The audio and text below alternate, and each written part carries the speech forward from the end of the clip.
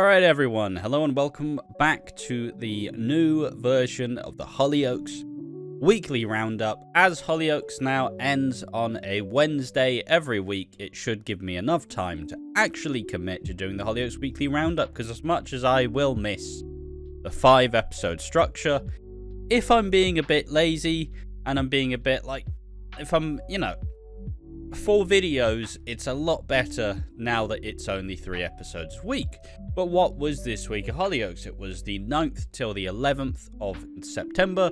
This is the final week before the time jump. But before this, I just want to say, first and foremost, I hope everybody enjoyed the reactions. I decided to release them early. This will be released as and when it is supposed to air. I think I'm going to release it like 7:30. Hope everybody enjoyed the reactions. I doubt I'll be doing it regularly just for the big important weeks, but there's also a chance I probably do it for next week as well.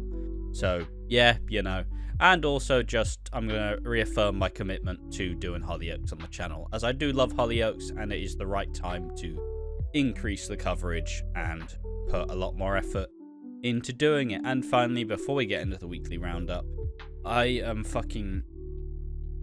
been writing a script about everyone who has left, who they were, and why have they left. And that script is currently over 10,000 words, and I've figured out that it's currently 21 pages, and I've strongly decided that I'm going to try and get everybody who has left in this last year and how they left. I was going to do some predictions about it, but at the end of the day, it took me a bit too fucking long. I'll be real with you. It took me a bit too long. But yeah, so that is on the way. It's undergoing. It's being written as we speak. Hold on.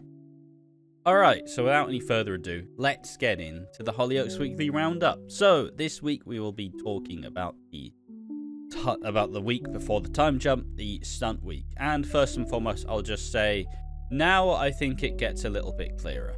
Now, I think that...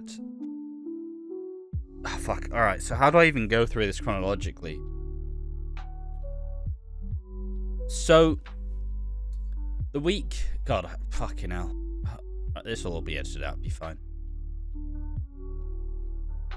So this week is first about the showdown between Warren and Blue. It is about Suzanne finally believing Frankie was abused by JJ and she just didn't want to see it, and is also about Ste and James getting back together before some disaster strikes, and it's also about Cleo trying to get away from Abe. The main plot thread through the first episode, we see some hints that Ethan now knows that Dave is Blue, and Ethan has mentioned to Sienna that he still loves her, so that's still being teased.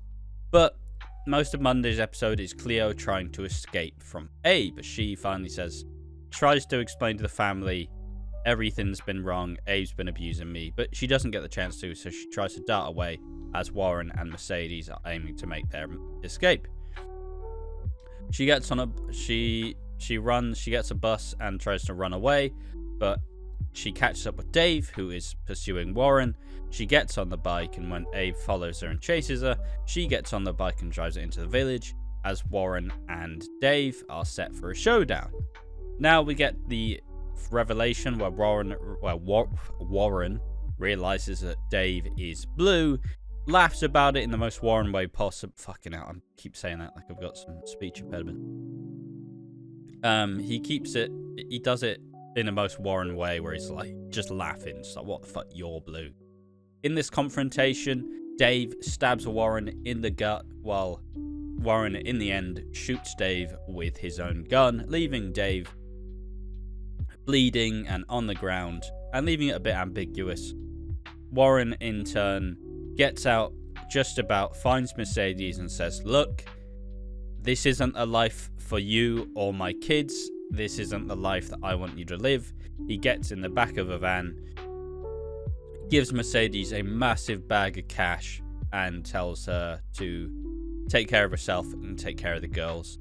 It's a surprisingly wholesome exit. You can tell that Warren was the first one who really announced the exit. He was the first major one who they went, okay, if anything has to be good, it has to be Warren Fox's exit, because he is Hollyoaks' Phil Mitchell. And Warren Fox has been the template for Phil Mitchell for the last decade, so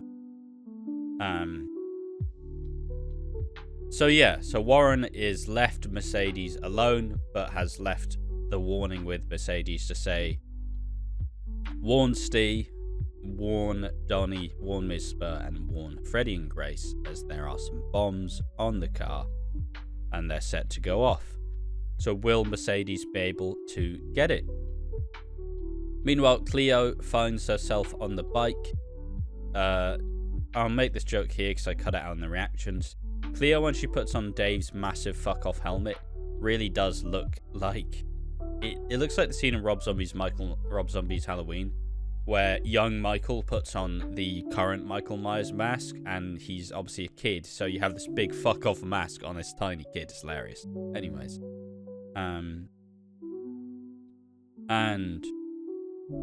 So Cleo drives back into the village, this while Suzanne is given some food for thought with Frankie, and in the end she finally sits down.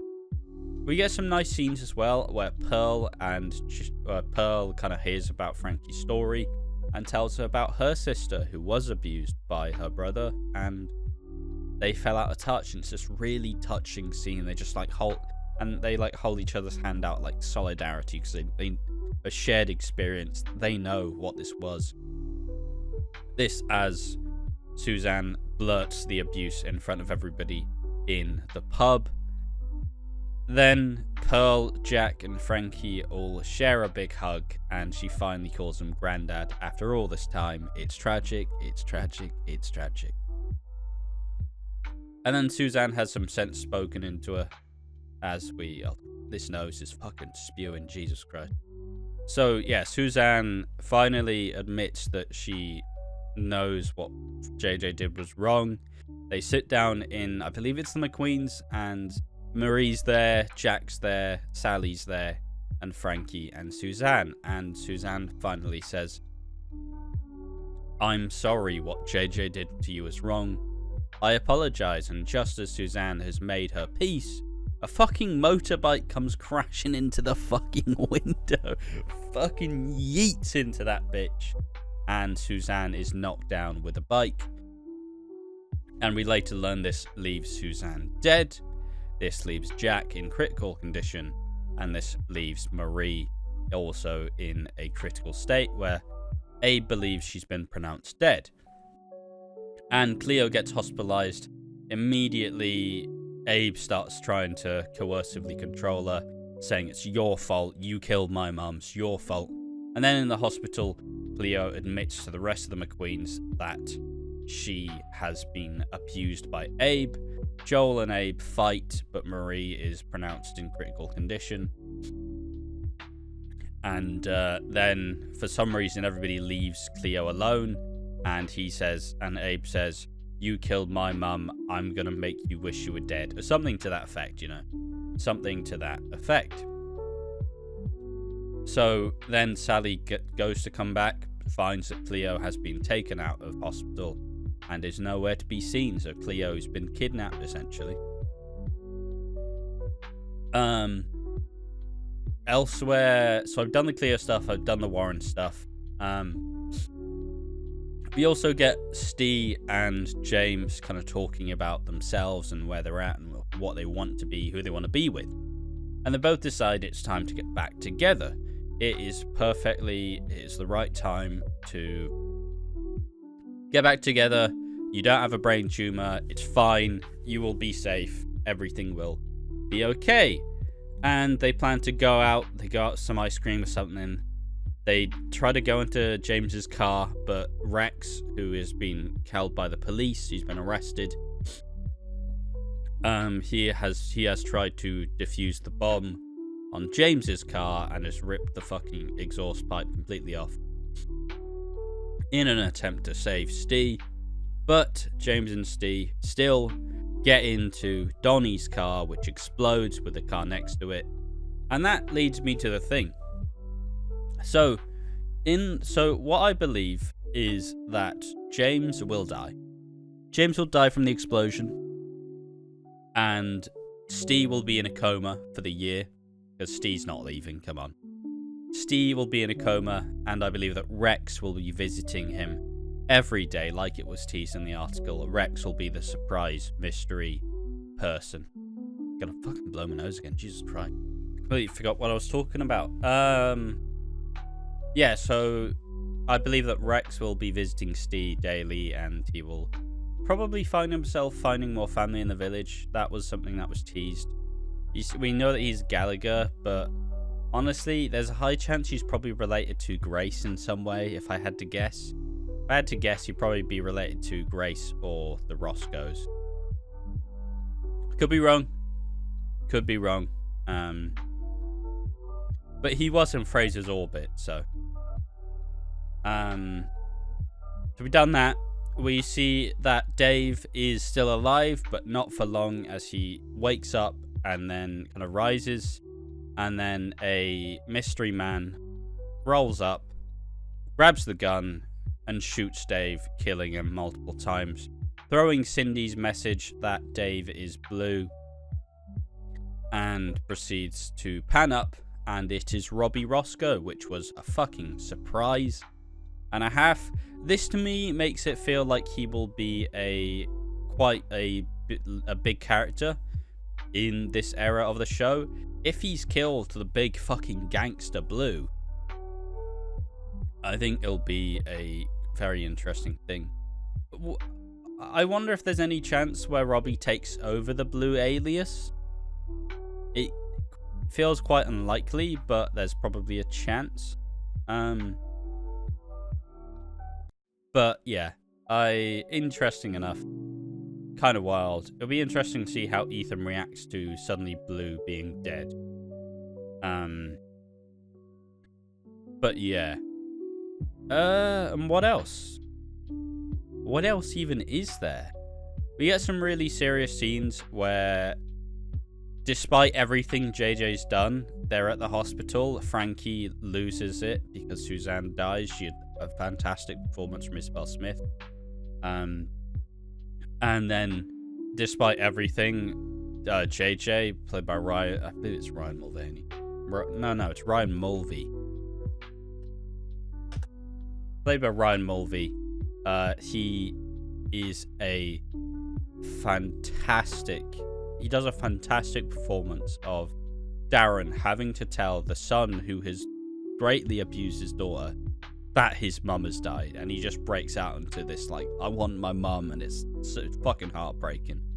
Like, it's still something tragic, even if I hate the fucking guy.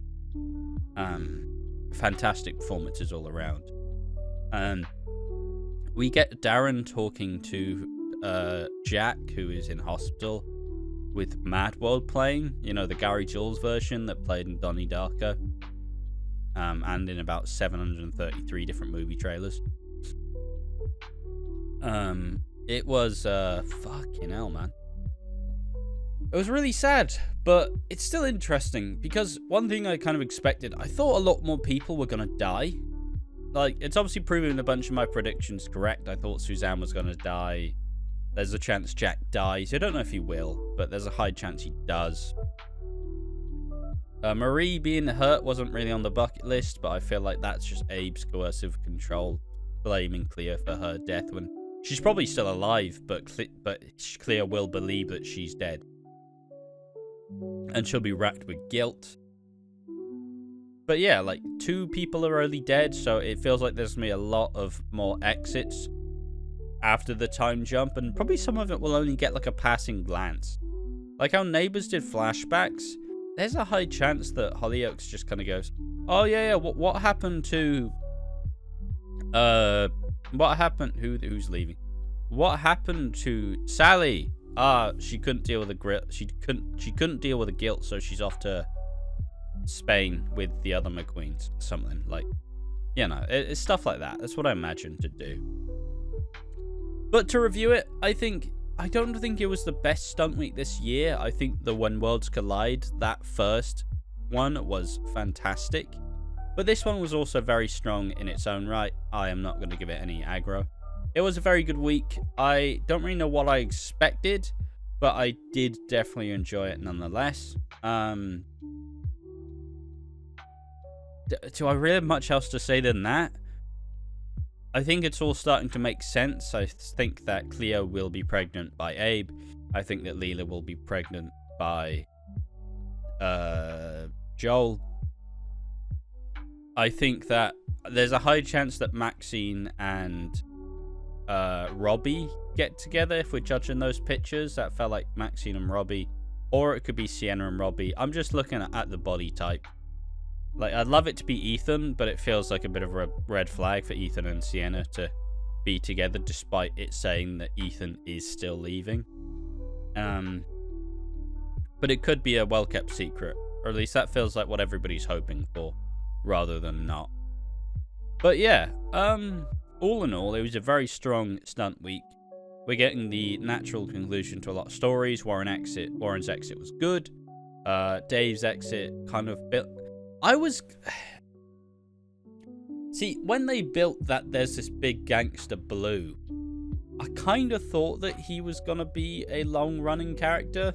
Like, I thought this was the breath of life into the Dave Williams character. But it was just the final arc, I guess. Which is fair enough, because the Williams family, to me, were a fucking disaster. Like, the only reason I thought they would keep him around was because of sunk cost fallacy. Just like, well... we fucking invested about 1 year into them each, so I guess we gotta fucking keep them. They were a completely shit family who none of the stars really stood out. They were very slowly removed one by one, and Dave is the final piece to fall.